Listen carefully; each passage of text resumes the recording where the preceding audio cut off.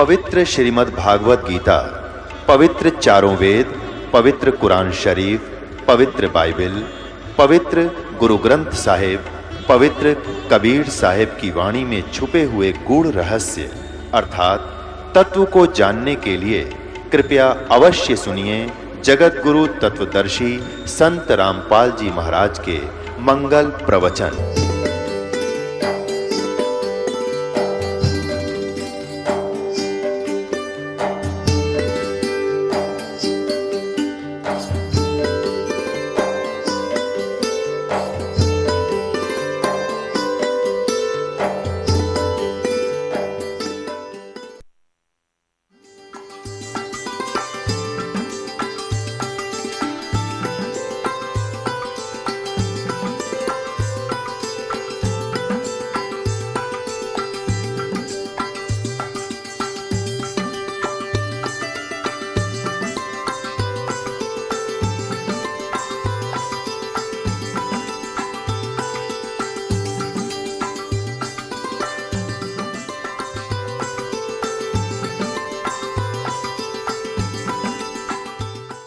परमात्मा कहते हैं गुरु बिन काहू न पाया ज्ञाना, जो थोथा भूसड़े मूड किसाना।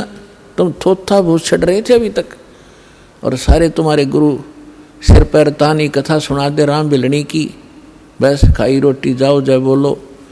ये कोई कहानी थी? ये कोई ज्ञान था तुम्हारा? तो परमात्मा से धर्मदास जी ने पूछा कि भगवान फिर कारण क्या था? कारण ये था कि ताम्रध्वज की आयु शेष थी और इतनी शक्ति ये रखते हैं, ये तो ऋषि महर्षि रखते हैं। ऐसी तो गोरखनाथ जी ने अपने गुरु मच्छंद्रनाथ का फूका हुआ शरीर अस्थियां उठा के और उसको जीवित करके मच्छंद्रनाथ बना दिया। श्री कृष्ण जी ने केकला तोड़ दिया, क्योंकि जब तक शेष आयु है ये आयु नहीं बढ़ा सकते तुम्हारे भगवान। ताम्रध्वज की आयु शेष थी, इसने जीवित कर दिया, और अभिमन्यु की आयु नहीं थी, इतना ही संस्कार था, उसको जीवित नहीं कर सके। समर्थ का शरणाग हो रंग होरी हो, भाई कदे न हो ए काज राम रंग होरी हो। होरी मान खुशी कि समर्थ की शरण ग्रहण करो। अगर आपकी आयु भी ना होगी तो भी वो परमात्मा आपकी आयु बढ़ा सकता है। समर्थ, इसका वेद प्रमाण देते हैं। ऋग्वेद मंडल नंबर 10 सूक्त 161 मंत्र 2 में स्पष्ट किया हुआ है कि परमात्मा रोगी को भी स्वस्थ कर सकता है, उसकी आयु भी शेष ना रही हो और धर्मराज के पास भी चला गया हो, वहां से भी छुटवा के ला सकता है और उसको आगे और भी 100 वर्ष की आयु जीने के लिए वो दे सकता है। अब हम आते हैं दूसरी बात पर आपकी कि अब इसके लिए थोड़ा उदाहरण देते हैं। एक समय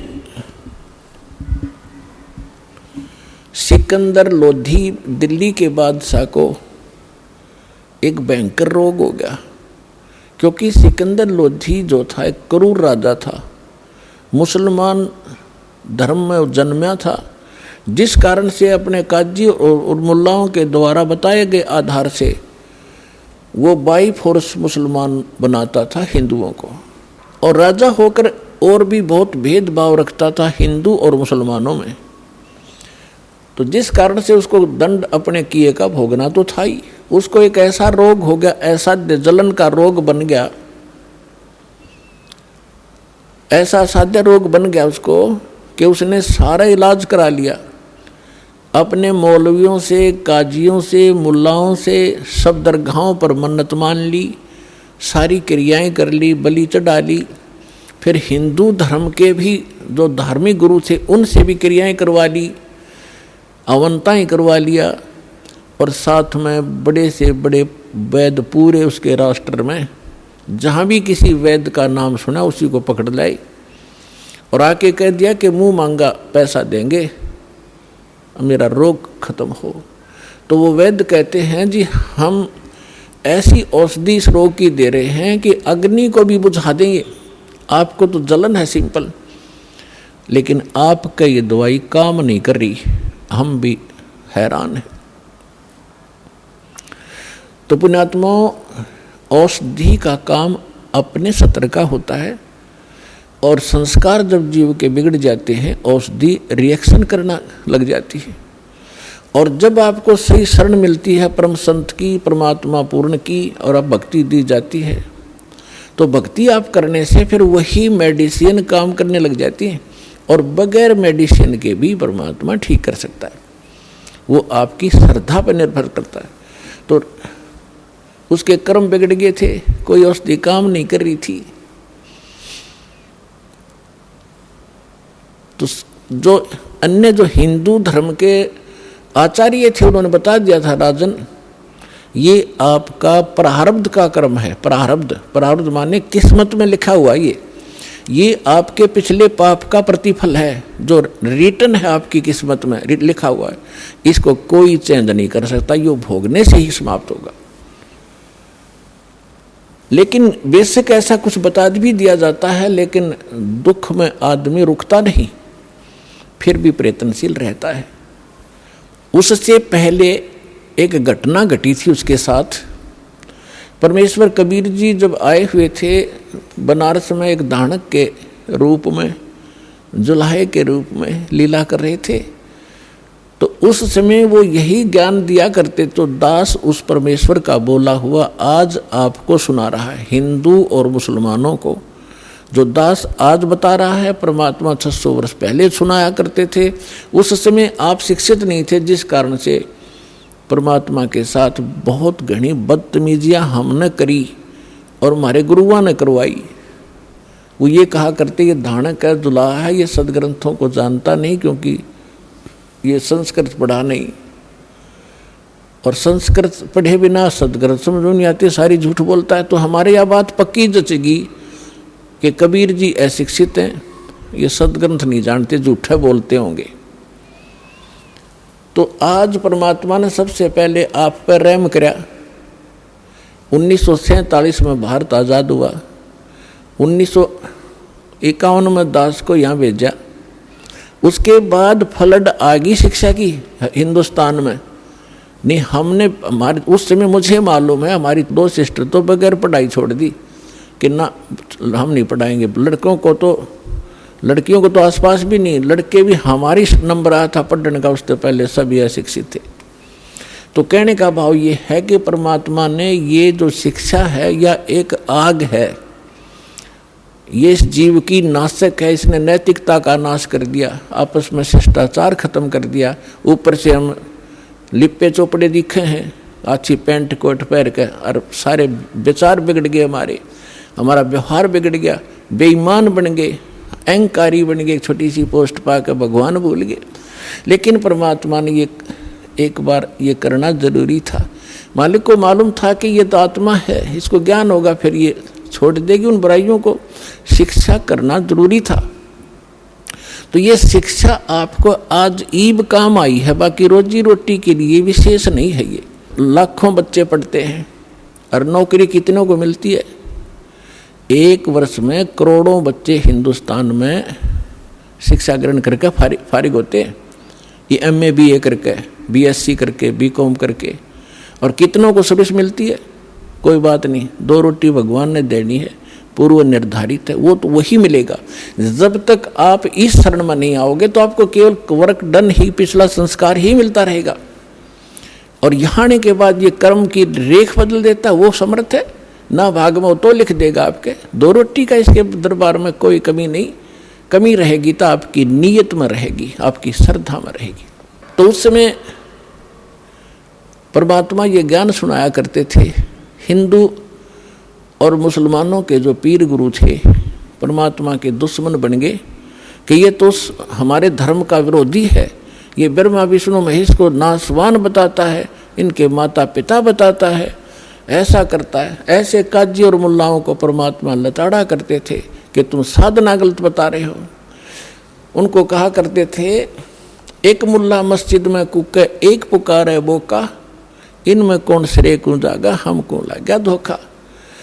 अब तुम बकरीद मनाते हो, बकरे को हलाल करते हो, एक बकरा तो वहाँ मिमा रहा है, अपनी जान जा रही है, रो रहा है, म्या म्या कर रहा है, और एक मुल्ला कूक रहा है मस्जिद में, हे अल्लाहु अकबर, हे अल्लाहु अकबर, इस बकरे की रूह को स्वर्ग में स्थान देना। जैसे उस मुल्ला के बाप का नौकर है वो भगवान है, उसके कहने तो उसने स्वर्ग में भेज देगा उस बकरे की आत्मा ने। परमात्मा कहते हैं जय यारू तें भिष्ट पिठाई तो कर तदबीर कबीला भाई। अगर तुझे डेफिनेट कॉन्फिडेंस है इस बात का कि ऐसी क्रिया से ये बकरे की आत्मा भिष्ट में चली जाती है, तो अपने परिवार ने करके दिखा, तो किसी एक इस तरह भेज उसको स्वर्ग में। तो इस तरह की परमात्मा की सच्चाई, इस कड़वी सच्चाई को वो बालक सहन नहीं कर सके, विरोधी बन गए। इसी प्रकार हिंदुओं को समझाया करते थे कि पांडे निपुण कसाई संतो, ये पांडे निपुण कसाई, ये बलि चढ़वाओ देवी कह के दे, काली कह के दे, भैरव कह, और ये गलत साधना बता रहे तुम्हारे को, शास्त्र विरुद्ध साधना दे। तो दोनों दुश्मन बन गए। और परमात्मा इन मुसलमानों को कहा करते और हिंदुओं को कहते थे, नहीं है दारम दारा, वहां तो नहीं है दारम दारा, उस दरगाह में धर्म राय है, लेखा लेगा सारा, मुल्ला कुक के बंग सुनावे ना बैरा करतारा। और फिर परमात्मा हिंदुओं ने कहा करते थे कि वेद पढ़े पर भेद न जान, ये बाँचे पुराण 18, और जड़ के आगे भोजन धर्या और भूल गया सर्जनारा। एक पत्थर के मूर्ति का भोग लगाता है फिर, और भगवान ने भूला बैठा है, और बात कर मैं वेद का ज्ञाता हूँ। खाक पड़ा तुमने वेद, वेद में लिखा कहीं ऐसी क्रिया करो।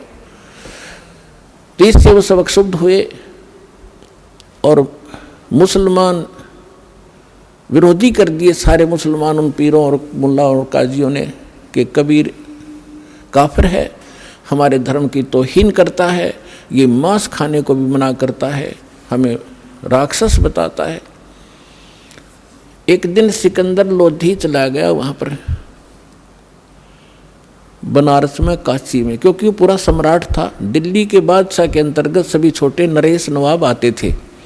तो वीरदेव सिंह बघेल काशी का नरेश था, वो राजा सम्राट यानी दिल्ली के बादशाह के अंतर्गत था। जैसे आजकल अन्य स्टेट हैं, लेकिन सेंटर में हमारे प्रधानमंत्री के अंतर्गत आते हैं, ऐसा वो प्रधानमंत्री समझ लो उस समय। तो वहाँ जाते रहते थे, अपने अन्य नवाबों के पास कुछ टैक्स वैक्स लेते थे वहाँ से, और उन वहाँ की पब्लिक की कुछ ग्रीवेंसेज भी सुना करते थे। मुल्लाओं को, काजियों को पता चला कि हमारा बादशाह आया है मुसलमान, क्योंकि वो हिंदू था इसलिए वो उसको कंप्लेंट नहीं कर पा रहे थे कि ये नहीं सुनेगा हमारी, बादशाह आ गया। सारे मुल्ला काजी इकट्ठे होकर हजारों की संख्या में जाकर लागे नारे लाने। सिकंदर लोधी ने पूछा, भाई बताओ क्या बात है। उन्होंने बताया, जी एक काफिर है हिंदू, नाम कबीर है, जुल्हा के घर जन्म है, और वो हमारे धर्म की बेइज्जती करे, अपने आप को भगवान बताता है। वो कहता है हम या लखला हैं कुतुब गोस और पीर, गरीबदास खालिक दनी, हमारा नाम कबीर, मैं वो अल्लाहु अकबर हूँ। भगवान ऐसा कहता, हमारा तो जीना हराम कर दिया है, हमारी तकती नाक काट दी उसने। अब सिकंदर लोधी ने कहा कि लाओ पकड़ के। 10 सिपाही गए पकड़ने के लिए, तो 10 सिपाही लाए पकड़कर परमात्मा को। और सिकंदर लोधी राजा था। राजा लोग पिछले पुण्यकर्मों से ही बनते हैं, इनके अंदर जगह होती है, भगवान से थोड़ा सा डर भी होता है। तो उसने सोचा साधु संत फकीरों को बेमतलब दुखी नहीं करना चाहिए, लेकिन जनता के सामने राजा विवश होता है, अगर इसको कोई दंड नहीं दूंगा तो ये लोग मेरा विरोध करेंगे। इसलिए उसने कहा कि आप अपने आप को खुदा कहते हो, हमारे हजरत मोहम्मद जी ने एक गाय को मारकर वचन से और जीवित कर दिया था। यदि तू अल्लाह है और यह अल्लाह का रसूल है, पैगंबर है, तो इस गाय को हम कत्ल करेंगे, इसको जीवित करना। तो वहाँ पूरी सभा के अंदर एक गाय कत्ल कर दी। गर्भवती गाय थी, 4 टुकड़े हो गए माँ बेटों के। और सिकंदर लोधी ने कहा कि अब करके दिखा जीवित इसको, नहीं तो तेरी गर्दन काट दूंगा। परमात्मा बोले कि किसी भगवान की या किसी परमात्मा के रसूल की ये पहचान नहीं है कि वो मुर्दे ही जीवित कर दे, तभी उसको पहचाना जाता है। उसकी और भी अन्य बहुत पहचान होती है। तो सिकंदर लोदी कहता है, मैंने जो कहा वो कर, अन्यथा अगर तलवार निकाल ली। परमात्मा उठे, एक थपकी गाय का लगा दी, एक बच्चे का। गाय भी जुड़ गई, बच्चा भी जुड़ गया, जैसे निशान भी ना हो, और ला के बच्चा गाय की दूध की डेग बाल्टी ठोक दी और कहा कि गाय अपनी अम्मा है, इस पर छुरी मत बाह, गरीबदास की दूध को सभी आत्म का। अरे अनाड़ियों, तुम गाय का मांस खाकर एक दिन में फारिग कर देते हो। ये तुम्हारी माँ है, जिस माँ का दूध पीवत हो, जिस ममड़ी का दूध पीवत हो, फिर ताको करो हलाल कसाई। जिसका तुम दूध पीते हो उसको माँ कहते हो। और गाय का, पहले गाय ही ज़्यादा होती थी, भैंस इतनी प्रचलन में नहीं थी, नहीं तो भैंस भी माँ है, दूध तो उसका पीवे हम। और फिर तुम इसका दूध पीते हो, फिर इसको मार कर खाते हो, तुम्हारी दया को चोर ले गए हैं। तो उस समय सब कांपे खड़े खड़े, क्योंकि ऐसा चमत्कार। सिकंदर तक कांपे, सन्नाटा छा गया। सारे जो बकवास कर रहे थे, जो नकली ढेड थे वो तो चले गए, वो जो मुखिया थे, शेष जितने वहाँ लाखों हजारों लोग इकट्ठे थे, सब ने पर जय जयकार करी कबीर भगवान की और दीक्षा ली उस परम पिता से और अपना कल्याण करवाया। सिकंदर लोदी ने चरणों में लेट कर दंडोत प्रणाम की कि मुझे माफ़ करो परवरदिगार, मैं पहचान नहीं पाया आपको। परमात्मा बोले ठीक है चल। पालकियाँ बैठा के परमात्मा को पालकियों में आदर के साथ, सत्कार के साथ उनके घर छोड़कर आए झोपड़ी में। ऐसे समर्थ थे कबीर भगवान। तो गाय जीवित करी, मोर ध्वज का पुत्र ताम्रध्वज श्री कृष्ण ने जीवित कर दिया, वहाँ गाय जीवित करी। और सुनाता हूँ कथा आगे। अब कुछ दिनों के बाद सिकंदर लोदी को जो दास ने बताया भयंकर रोग हो गया, जिसका कहीं ट्रीटमेंट नहीं हो रहा था। किसी ने बताया कि दिल्ली के काशी के अंदर एक बहुत बड़े महापुरुष रहते हैं, वो आशीर्वाद मात्र से स्वस्थ कर देते हैं, मरता क्या नहीं करता। तो फिर से सिकंदर लोदी कई वर्षों के बाद काशी पहुंचा। जब काशी पहुंचा तो वहां का राजा वीरदेव सिंह बघेल कबीर परमेश्वर का शिष्य हो चुका था। उनकी शक्ति और ज्ञान से वो परिचित हो चुका था। सिकंदर लोदी के आगमन पर उसने उसकी जो आओ भगत के लिए बहुत सुंदर मेज के ऊपर काजू, किशमिश, सेब, संतरे, दूध, खीर, हलवा, बड़ी, कचौड़ी, पूरी मेज पर रखी। सिकंदर बैठ गया और कहा, वीर सिंह मैं तेरे आतिथ्य से बहुत प्रसन्न हूँ, अतिथि सत्कार से मैं प्रसन्न हूँ, लेकिन मैं खा कुछ नहीं सकता, मेरे खाए कर मान लेना। वीर सिंह ने पूछा कि कारण क्या है भगवान राजन, कि मेरे एक ऐसा रोग है जलन का रोग ऐसा होता है जैसे किसी के हाथ पर चाप गिर गया और कितनी पीड़ा होती है। वो तो जल भी जाता है, उपड़ भी जाता है, फलके भी पड़ जाते हैं, लेकिन वो ऐसा रोग होता है, दर्द उतना ही होता है जैसे जले हुए का होता, पर निशान कहीं नहीं होता, चिन्ह नहीं दिखते। ये भयंकर मार उस प्राणी पर पाप के कारण थी। तो उसने कहा कि मुझे ऐसा रोग है और मैंने सब जगह ट्रीटमेंट करा लिया है, और आखिर में हिंदू संतों ने तो कह दिया है कि तेने आजीवन आपने ये भोगना पड़ेगा, लेकिन फिर भी मुझे कोई बताता है रुका जाता नहीं, मरता क्या नहीं करता। तो मैंने सुना है कि यहाँ कोई संत है, और फिर पूछा भी क्या नाम बताया था उसका। उन्होंने बताया, साथ बैठे आए हुए थे उसके काफ़ी व्यक्ति, कि कबीर नाम बताया जी, कबीर। तो सब समझ गया सिकंदर लोदी जब मैं खां जी। तब ने कहा जी, वीर सिंह से पूछा सिकंदर ने कि आप जानते हो? जी जानता हूँ। सचमुच आज आप ठीक ठिकाना आ गए। भगवान आपका रोग नहीं रहेगा, आप ऐसे स्थान पर आए। अब आशा की किरण जागी, बड़ा खुश हुआ, कहने लगा वीर सिंह ला बुला के जल्दी बुलवा उसको। अब वीर सिंह शिष्य किसका? परमेश्वर का। अब गुरु को बुलाने का आदेश वीर सिंह दे तो उसकी भक्ति नष्ट। अब उधर से राजा का आदेश ना माने तो उसकी राज खत्म। अब दो पाटों के बीच फंस के खड़ा हो गया। फिर बुद्धि से काम लिया। उसने कहा कि जो आज्ञा महाराज आपकी शिरोधार्य होगी, लेकिन मैं उनका शिष्य हो चुका हूँ और मैंने ज्ञान प्राप्त किया है। ज्ञान में सुना जाता है कि संत को बाई ऑर्डर नहीं बुलाना चाहिए, और यदि हमने बाई ऑर्डर बुला लिया और उन्होंने आकर के रजा बख्शी नहीं तो क्या फायदा बुलाने का, बैठे रहेंगे वो यहाँ पर। तो सिकंदर ने कहा क्या करना चाहिए आप देखो जी, कि चलो फिर वहीं चलते हैं, उसी के उनके आश्रम पर चलते। वीर सिंह ने बताया जी उनका आश्रम अपना नहीं है, वो तो अपना एक गृहस्थ जीवन जीकर दिखा रहे हैं, जुलाए हैं, उनका काम करते हैं। लेकिन एक आश्रम है उनके गुरु का, रामानंद जी का, वहाँ आते हैं वो इस समय, ये समय उनका उनकी आरती में शाम में डेली शामिल होने का है, और वहाँ आएंगे वहीं मिल लेंगे। सिकंदर ने कहा बहुत अच्छा बहुत अच्छा, चलो चलते हैं, हम स्वयं ही चलते, मरता क्या नहीं करता। तो चल पड़े वीर सिंह बघेल और साथ में सिकंदर लोधी और कुछ सैनिक बॉडीगार्ड।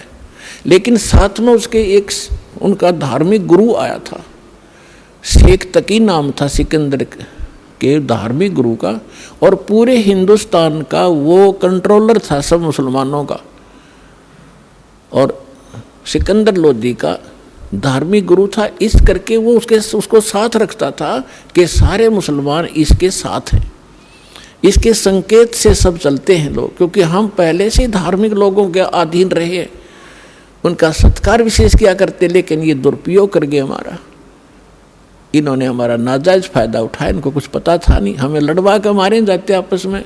हिंदुओं वाले कहते मुसलमान बुरे हैं, मुसलमान वाले गुरु कहते हिंदू काफिर हैं, और लड़ मरो। बुरे जो हैं वो हिंदू भी हैं, और बुरे हैं वो मुसलमान भी हैं, अच्छे हैं वो हिंदू भी बहुत है और मुसलमान भी बहुत है। तो कोई जीव मजहब धर्म के कारण बुरा नहीं होता, कर्म से बुरा होता है। तो दोनों चल पड़े। अब जब रामानंद जी की थोड़ी ही आपको यहाँ एक थोड़ा कुछ हेडलाइन सी सुनाऊंगा, सारी नहीं। परमेश्वर कबीर जी 5 वर्ष की लीला दिखा रहे थे, लीला में आयु। स्वामी रामानंद जी ब्राह्मण जाति में जन्मे थे, बड़े विद्वान प्रसिद्ध थे, 4 वेदों, 18 पुराण, 11 उपनिषद, महाभारत, गीता, इन सब को कंठस्थ याद कर रखा था। और 104 वर्ष के हो चुके थे जब परमात्मा 5 वर्ष के थे, और 5 वर्ष की आयु में परमात्मा ने उसके 104 साल के विद्वान पंडित के छक्के छुड़ा दिए थे, ज्ञान में नतमस्तक हो गए थे वो। और फिर दिखाया था कि हम ही अलखला हैं कुतुब गोस और पीर, गरीबदास खालिक धनी हमरा नाम कबीर, ए स्वामी सृष्टा में सृष्टि हमारे तीर, दास गरीब अधर बसूं वहाँ रहता हूँ सतलोक में, मेरा नाम कबीर। इस बात से रामानंद क्षुब्ध हुआ था कि तू दाहण का बेटा, जुल्हाय का पुत्र, मांग कर तू एक रोटी टुकड़ों पर पलने वाला व्यक्ति अपने आप को भगवान कहता है। तो परमात्मा ने उसका भ्रम तोड़ा था और सतलोक लेकर गए थे, जहाँ मालिक रहते हैं सचखंड में। वहाँ देखा था वही धारणक रूप में, एक पहले एक देखा, दूसरा रूप में परमात्मा विराजमान थे, और फिर जाकर उस तख्त पे बैठे भगवान खड़े हो गए थे, और नीचे से 5 वर्ष का वो धारणक का बेटा गया था, वो सिंहासन पर विराजमान हुआ था। और फिर वो तेजों में शरीर उसी में समा गया था, वो भगवान जो दूसरा ओरिजिनल भगवान दिखा था। और फिर उसको वापस छोड़ा था रामानंद जी को, जब कहा था 2 ठौड़ है, एक तू भया एक से 2, और गरीबदास समकार ने तुम आए हो मगजो। बोलत रामानंद जी सुनो कबीर करतार, और गरीबदास सब रूप के तुम ही सृजनहार। मैं भक्ता मुक्ता भया, कर्म कुंड भयो नाश, और गरीबदास निज ब्रह्म तुम, पूर्ण ब्रह्म आप ही हो, मेरा हुआ दृढ़ विश्वास। तो उसके बाद रामानंद जी ने सभी ब्राह्मणों से कह दिया था भगवान आगे भाई, और ऋषि 1400 तो ऋषि बना रखे थे उस महापुरुष ने, लेकिन वो नकली थे, वो चले गए, कुछ रह गए, तो वो अपना थोड़े बहुत उसके संपर्क में रहे, लेकिन उन्होंने तो भगवान के लिए निकले थे, परमात्मा उनके सामने खड़े थे, उन्होंने परमात्मा के चरण पकड़ दिए 5 वर्ष के बालक के 104 साल के ब्राह्मण ने। तो उसके बाद रामानंद जी को पूर्ण विश्वास हो गया था कि मैं गलत रास्ते चल रहा था और भगवान के लिए मैं भटक रहा हूँ, मुझे भगवान मिल ही गया, मैंने समाज से क्या लेना, रहो तो रहो, ना जाओ, कल मृत्यु। आज परमात्मा के ज्ञान से पता चलता है, आज हम हिंदू हैं, मृत्यु के बाद हम मुसलमान के घर भी जन्म ले सकते, फिर हम हिंदुओं के साथ लड़ रहे होंगे, ये हमारा ज्ञान है, बच्चों जैसी बात कर रहे। तो रामानंद जी ने इस आधार से अपना आश्रम वहीं बरकरार रखा था, वो चेले चाले चले गए थे, थोड़े बहुत रहे थे। तो डेली आरती करा करते थे, शाम के समय परमात्मा भी वहाँ जाते थे कबीर साहब। तो सिकंदर लोधी और वीरदेव सिंह बघेल जब वहाँ पहुँचे, वो पहले चले गए समय से, क्योंकि उसका तो लगन लाग रही थी, चल वीर सिंह जल्दी चल। वो घंटा आध घंटा पहले चले गए। तो गेट पर खड़े थे जो परमात्मा रामानंद जी के सेवक, तो गेट कीपर से पूछा, वीरदेव सिंह को पता था कि स्वामी रामानंद बेशक से परिवर्तन इनमें हो गया है, लेकिन मुसलमानों से अब भी नफरत करते हैं, अन्य कास्ट वालों को तो अब नहीं ये नफरत करते, हिंदुओं को, मुसलमानों से अब भी घणे नफरत करते हैं और आश्रम में प्रवेश नहीं करने देते। और यदि मैं एज इट इज ले जाऊंगा तो मुझे हानि कर देंगे और मेरे गुरुजी भी नाराज हो जाएंगे। इसलिए उसने गेट कीपर से कहा, सेवक जो खड़ा था पैरे पे, कि भाई ऐसे ऐसे बताओ, दिल्ली के बाद सिकंदर लोधी जी आए हैं और वो कबीर साहब से मिलना चाहते हैं। तो उसने बताया, पहरेदार ने बताया कि कबीर साहब आए नहीं, अभी आने ही वाले हैं, अभी आरती का समय में कुछ टाइम रहता है और वो नहीं है। वीर सिंह ने कहा कि स्वामी जी से पूछ लो। सिकंदर ने कहा कि चल अंदर बैठ जाते हैं थोड़ी देर, इतने इंतजार कर लेंगे। तो वीर सिंह ने कहा कि जी यहाँ की कुछ मर्यादाएं हैं, मैं पता कर लेता हूँ, कि अभी स्वामी जी से पता करो और उनको आज्ञा लेकर आओ कि दिल्ली के बादशाह आए हैं और परमात्मा कबीर जी से मिलना चाहते हैं और आपके भी दर्शन करना चाहते हैं और कुछ देर यह इंतज़ार करना चाहते हैं जब तक कबीर जी ना आए।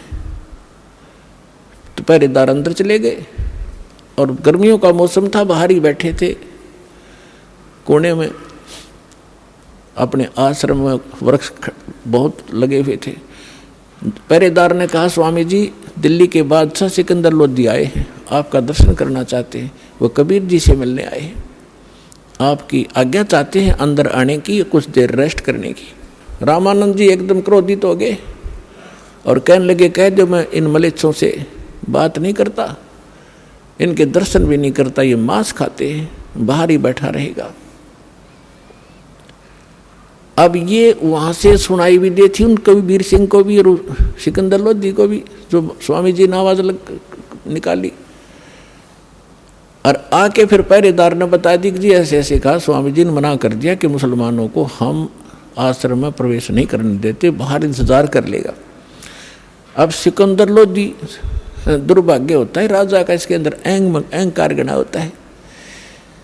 अब संतों के साथ यदि कोई राजा टकराता है तो अंधा गधा होता है, जो रेल की पटरी पर खड़ा होकर उसी को लात मारना चाहता है। सिकंदर लोधी ने वही करा, निकाल कर तलवार और चल पड़ा अंदर कि ये 1-2 कौड़ी का महात्मा दिल्ली के सम्राट को ऐसी शब्द बोलता है तो आम मुसलमान के साथ ये कैसा बर्ताव करता होगा, इसकी गर्दन काट देता हूँ। अब निकाल कर तलवार चल पड़ा। फिर कौन पूछा था, किसकी हिम्मत थी भगत उसको रोक दे, जाके संत की गर्दन काट दी, 2 टुकड़े हो गए। अब ये क्रोध में आदमी करते दे है गलती, लेकिन फिर बाद में बुद्धि आती इसको, और सत्संग में आने के बाद इसको पहले बुद्धि आ जाती है कि ये जो करने जा रहा हूँ इसका बहुत भयंकर रिजल्ट होगा, और जो मनमुखी होते वो करके पछताते हैं। अब सिकंदर लोधी वापस मुड़ लिया और कहता वीर सिंह, फिर बुद्धि आ गई उसको कि वीर सिंह देख मेरे सारे उल्टे काम हो हैं मेरे से, मैं चाहता हूँ कोई पुण्य करना, मुझसे पाप होता है। आया था अपना इलाज कराने के लिए, ये घोर पाप और सिर पर रख लिया, और अब इसके शेष आएंगे कबीर जी, गुरु जी की हत्या देखकर वो मुझे श्राप देंगे। आप बता रहे को बहुत बड़े, बहुत शक्तिशाली और बड़े समर्थ है। अब चल वीर सिंह वापस चलते हैं, ये तो मैंने सारी उम्र भोगना ही पड़ेगा। अब वीर सिंह क्या बोल रहा है, वो राजा, वो नरे, वो छोटा, वो सम्राट आगे आगे चल पड़ा। जो ही बाहर निकले आश्रम से परमात्मा आ रहे थे। वीर सिंह ने कहा महाराज जी तो आ गए जी, ये सामने आ गए। अब वीर सिंह ने दंडवत प्रणाम किया। अब सिकंदर लोधी डरा हुआ था कि ऐसे समर्थ बताते हैं, मेरे से अपराध भी हो गया है, तो डरते ने उसने भी दंडवत प्रणाम किया। तो परमात्मा कहते हैं एक तीर से दो शिकार किए दाता ने। एक तो रामानंद जी के अंदर त्रुटि थी, वह ठीक करनी थी, और जब तक अधीन प्राणी नहीं होगा, विनम्र नहीं होगा, हृदय से पुकार नहीं करेगा, तब तक आशीर्वाद काम नहीं करे। अब जब तक यह घटना ना घटती, सिकंदर लोधी के अंदर इतनी नम्रता नहीं आती, और परमात्मा भी उसके ट्रीटमेंट में जानकर नहीं कर पाते, क्योंकि वो करते नहीं ऐसे व्यक्ति को जब तक वो विनम्र नहीं हो ले। तो सिकंदर लोधी ने दोनों दंडवत प्रणाम की वीर सिंह ने, तो परमात्मा ने दोनों के सिर पर हाथ रखा और कहा कि इस भिखारी के सामने दो दो नरेश आज कैसे प्रणाम कर रहे हैं, मेरी खैर तो है। तो ऐसे उन्होंने सिर पे हाथ रखा था और सिकंदर लोधी का वो रोग छू मंत्र हो गया तुरंत। बोलो सतगुरुदेव की जय हो, कबीर भगवान की जय हो।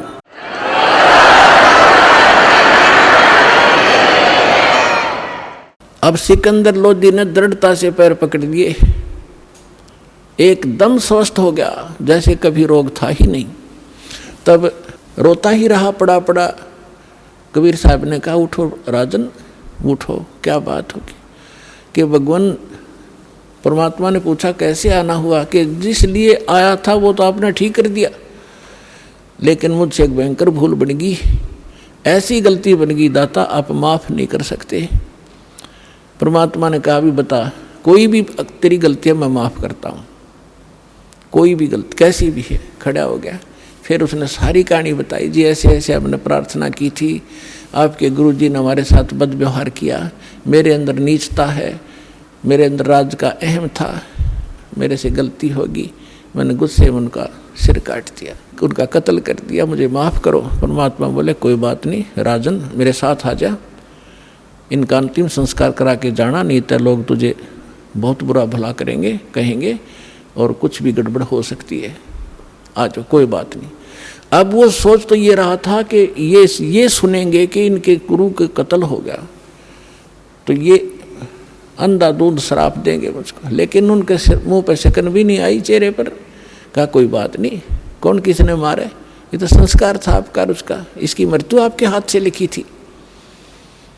अब सिकंदर वीर सिंह से कहता है, वीर सिंह वे संत देखे पर इसते नीचे नीचे, नहीं तो पहला पता नहीं कहता गाली दे वो मेरे ते, और कितना शराब दे देता, और देख कितने प्यार से हो रहा।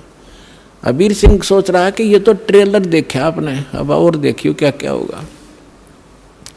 अंदर जाकर देखा कि रामानंद जी का शव दो भागों में अलग अलग पड़ा था, कपड़े ढक रखे थे, और वहाँ पर ब्लड बह रहा था।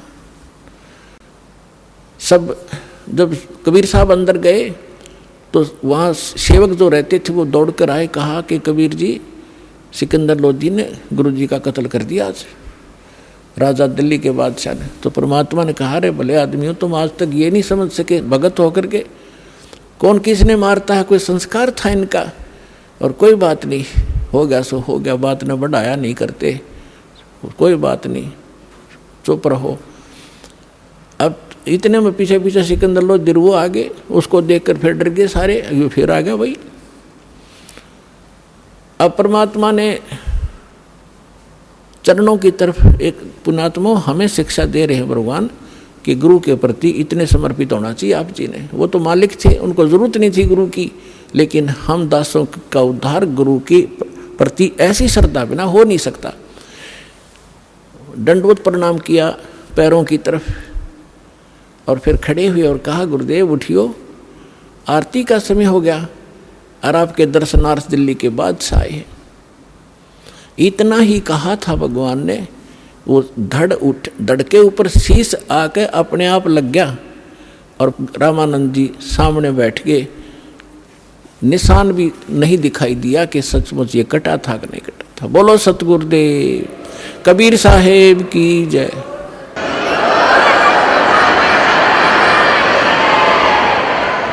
अब रामानंद जी ने जब देखा सामने सिकंदर फिर खड़ा है, उसका फिर तोड़ी पड़ गई सलवटे माथे पर। तो परमात्मा ने कहा कि भगवान,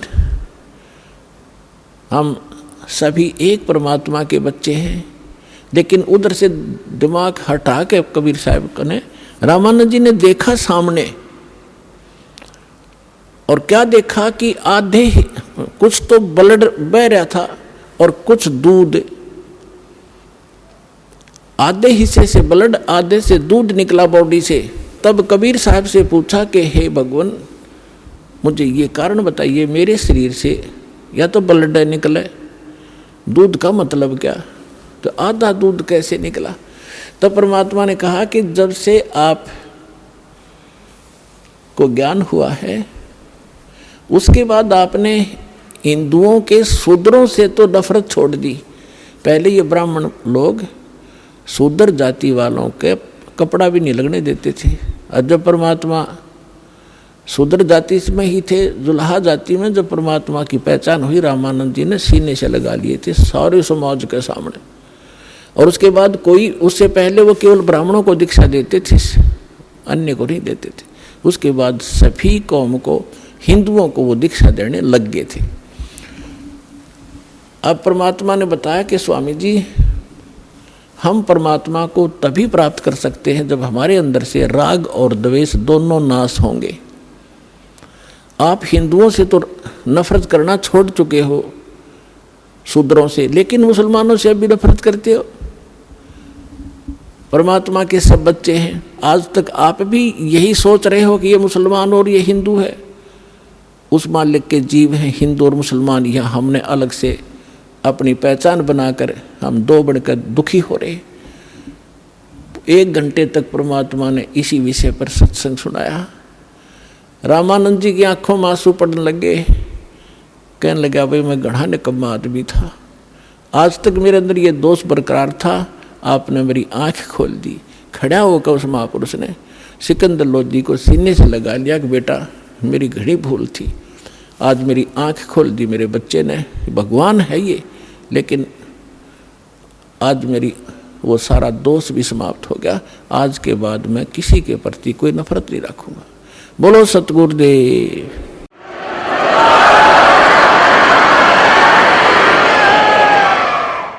अपने आत्माओं, सत्संग जो किए जाते हैं, कोई किसी कथा या पात्र बनाकर किए जाते हैं। परमात्मा ने, अब परमात्मा अपनी पहचान वहाँ कैसे कराएं। धर्मदास जी को ये उदाहरण देकर छोड़ दिया था कि अभिमन्यु को क्यों नहीं जीवित कर सके तेरे भगवान, अगर ये समर्थ थे तो। अब आपके रूबरू कर दिया कि उस समर्थ परमात्मा ने वह गाय जीवित की, सिकंदर लोधी ने गर्दन काट दी, रामानंद जी वो जीवित कर दिए। और सुनाता हूँ इस भगवान कबीर साहब की शक्ति। अब जब वो कबीर साहब से सिकंदर लोधी ने अर्ज किया कि हे भगवान, हे अल्लाह के रूप, आप दिल्ली चलो मेरे साथ, और वहाँ की जनता में भी यही आग फैल रही है, हिंदू और मुसलमानों की आपस में बहुत झगड़े रहते, मुझे भी चैन से नहीं रहने देते। आपके इतने निर्मल विचार हैं दाता, वो सारे एक हो जाएंगे, आप मेरे साथ चलो। परमात्मा बोले मैं ऐसे नहीं चलता, पहले मेरा शिष्य बन तब मैं जाऊँगा। कहने लगे जी बोलो क्या शेष बन गया, मैं मेरे तो जीवन ही नहीं था, आपने दान दिया है जीवन, मैं आपका शेष, आप मेरे मालिक हो।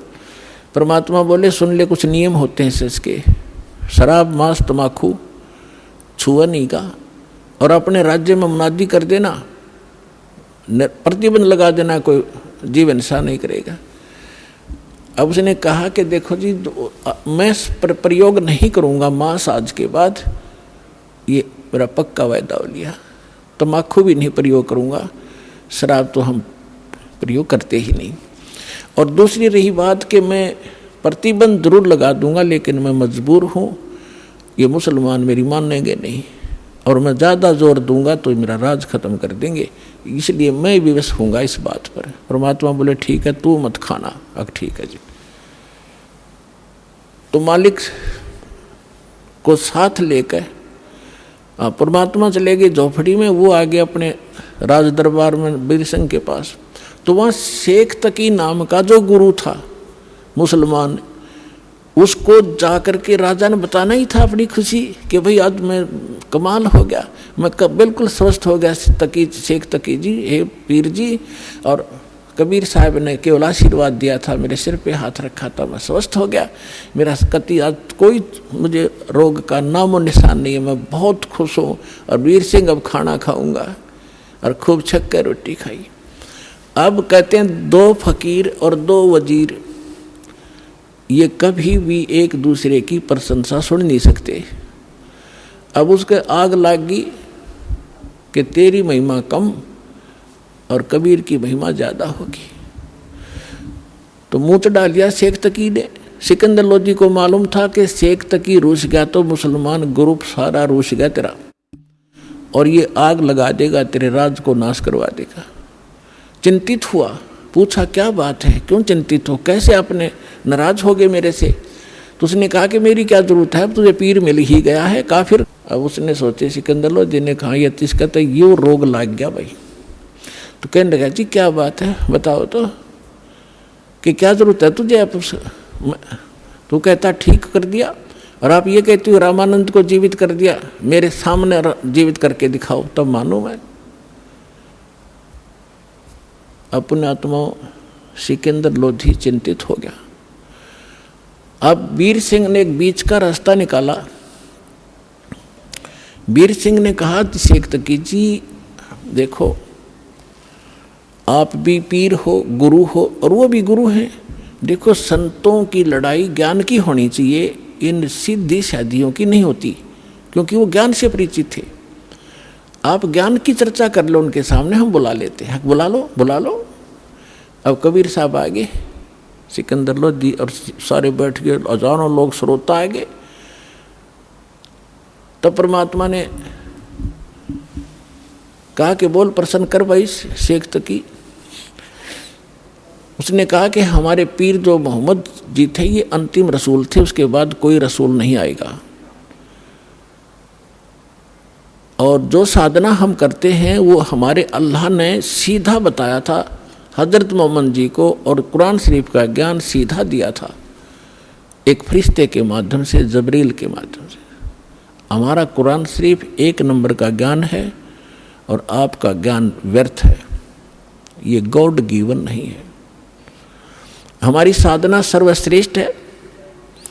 तो परमात्मा ने कहा कि देखो पीर जी, परमात्मा की भक्ति किस लिए की जाती है? घर में सुख हो, शरीर स्वस्थ रहे, घर में कोई दुर्घटना ना हो, कोई अशांति ना हो, कोई इसी प्रकार का कोई ऐसा अनहोनी ना हो, ऐसे इसलिए करते हैं। और मोक्ष हो, हाँ कहाँ ऐसे करते हैं कि आप हजरत मोहम्मद जी जितनी साधना नमाज या कोई परहेज रख सकते हो कि नहीं? नहीं, वो तो महापुरुष थे, वो तो नबी थे, रसूल थे, तो उन जितनी आप नमाज भी नहीं कर सकते इसी श्रद्धा से। हजरत मोहम्मद जी का जीवन देखो, वो पहले भी दुखी थे और नबी बनने के बाद भी दुखी, साधना करते करते पैर टूट गया उनके ऊपर। पहले उसकी माँ की गर्भ में थे जब पिता की मृत्यु, 6 वर्ष के हुए जब माँ की मृत्यु, फिर दादा पाले था, 8 वर्ष के हुए दादा की मृत्यु। अनाथों की तरह पला, और फिर उसका 25 वर्ष की आयु में एक 40 वर्ष की आयु की एक औरत से विवाह हुआ, जो 2 बार पहले विधवा हो चुकी थी।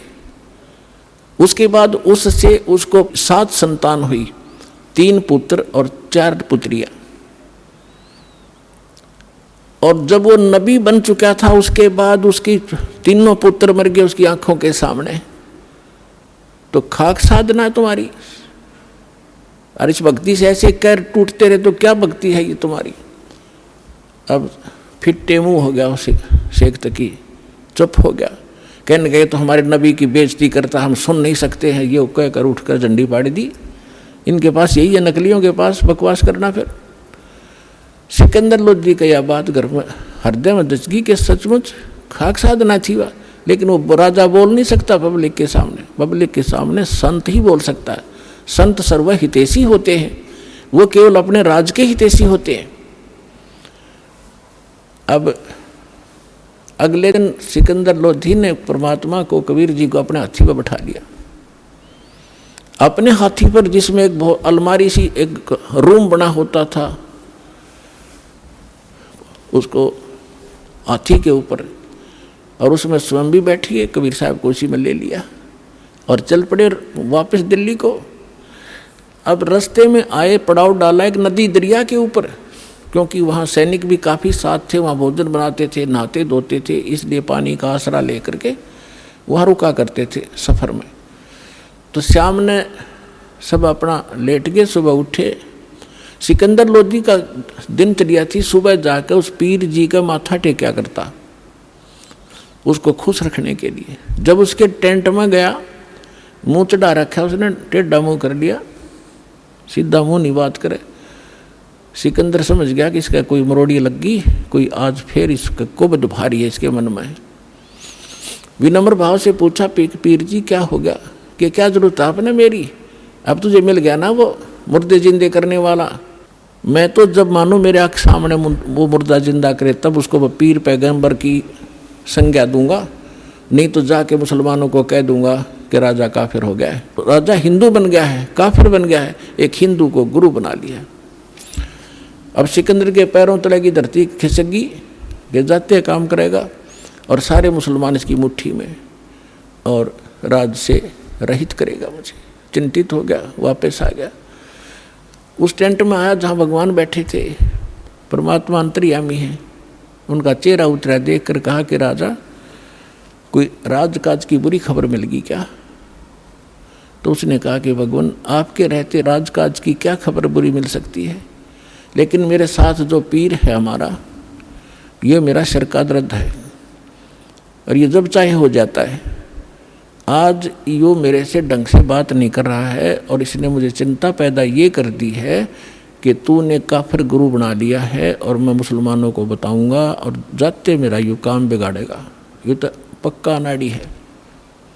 परमात्मा ने कहा, क्या कहता है? कि ये कह रहा है कि मेरे सामने मुर्दा जिंदा करके दिखावा कबीर, तब मानूं मैं। परमेश्वर बोले, भाई जा, उसने नो कह दे कोई मुर्दा ले आवे, चल तेरी टेंशन तो खत्म करूं मैं, हमारी तो देखी जाएगी। अब परमात्मा अपने बच्चे के, अपने भगत की टेंशन नहीं देख सकता। सिकंदर लोधी ने कहा कि पीर जी आप लाओ मुर्दा कोई। सिकंदर को तो पता था उसके सामने कर रखा कि 2 मिनट में करेंगे, तो भगवान है, अल्लाह है। अब शेख तकी कहता है, मैं कहाँ से लाऊं, कभी होगा जब इसका परीक्षा लूँगा। अब परमात्मा ने सोचे, इतने सिकंदर मर लेगा, वहाँ तक पहुँचाएंगे, इतने हार्ट अटैक हो जाएगा, इतना चिंतित है। इतने में क्या देखा कि एक 13 वर्ष के बच्चे का शव दरिया में आ रहा है। और वो कैसे आया था कि उस बच्चे की आयु शेष नहीं थी, वो मर चुका था।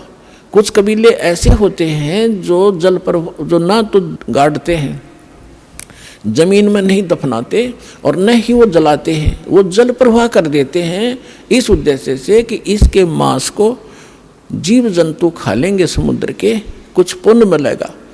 इस करके उसको एक फ्लोटिंग सा बना करके, एक घास फूस का तैरने वाला बेड़ा सा बना के उस पर लिटा देते हैं, और ऐसे सत्कार से उसको बहा देते हैं। वो बहता हुआ आ रहा था। तब सैनिक स्नान कर रहे थे, उन्हें दूर से देखा कि वो आ गया मुर्दा, एक मुर्दा आ गया, मुर्दा आ गया। सबको पता चल गया था कहानी क्या है। तो सभी आकर इकट्ठे हो गए, कबीर साहब भी आ गए, सिकंदर उसको शेख तकी कोई बुला लाए। तब परमेश्वर ने कहा, शेख तकी पहले तू जंतर मंत्र कर ले, कदे फिर नंबर बनावे और करके दिखा इसको जीवित। तो सभी और भी उपस्थित थे, उन्होंने कहा जी ठीक है, देखो दो के बीच में कोई होता है तो दोनों ने ही अपनी दिखानी चाहिए शक्ति। तो लग गया फूफा करन, वो चला गया मुर्दा आगे, काफ़ी दूर चला गया। तो शेख तकी कहता है कि ये अपने सिर से बला टालना चाहता था। मुर्दे जिंदे होते कभी, वो तो क़यामत के समय मुर्दे जिंदे हुआ करते हैं, क़यामत आओगी कभी, जैसा नर टाला रखा है।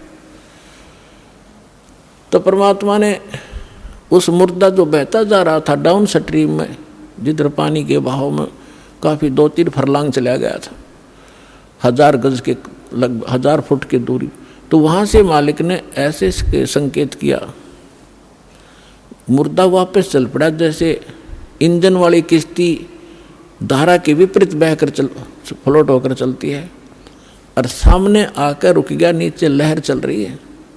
तब परमात्मा ने कहा था कि हे आत्मा, तू जहाँ भी है कबीर हुक्म से वापस आ और इस मुर्दे में, इस बच्चे के शरीर में प्रवेश कर दोबारा और बाहर आ जा। बोलो सतगुरुदेव।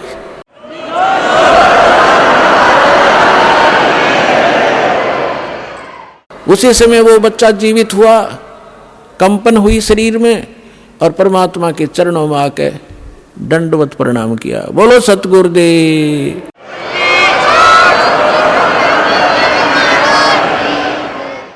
सब जय जयकार होगी, सब ने कहा कमाल कर दिया कबीर जी, कमाल कर दिया कबीर जी। परमात्मा ने उस बालक का नाम कमाल रख दिया, और उस बच्चे को कोई चेत नहीं, तू कौन है, कहाँ का है, उसको अपनी पिछली याद खत्म। तो परमात्मा ने उस बालक को अपने साथ रखा था। परमात्मा की अपनी कोई निजी संतान नहीं थी, और ना ही परमात्मा कबीर जी ने कोई विवाह किया था, कोई स्त्री उनका नहीं थी। अब लंबी कहानी ना सुना करके आगे आपको बताता हूँ कि शेख तकी ने एक और परीक्षा लेनी चाहिए। उसने कहा कि ये तो मुर्दा सदमे में था, और सदमे वाला जीवित हो जाता है।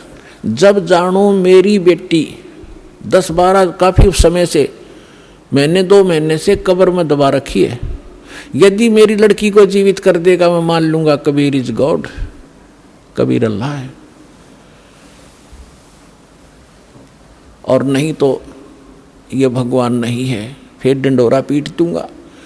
अब फिर चिंतित हो गया सिकंदर लोधी कि इसने तो कोई ना कोई सिर दर्द मेरा बना के ही रखना है। तब कबीर साहब को पता चला टेंशन का।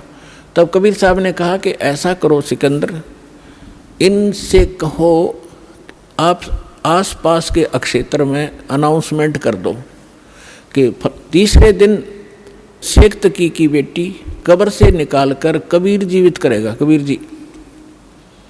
अब सिकंदर जी को तो पता था कि जो कह दिया फाइनल, उसने तुरंत मुनादी करवा दी। सौरों आसपास लाखों की संख्या में लोग एकत्रित हो गए जिस दिन मालिक ने समय रखा था।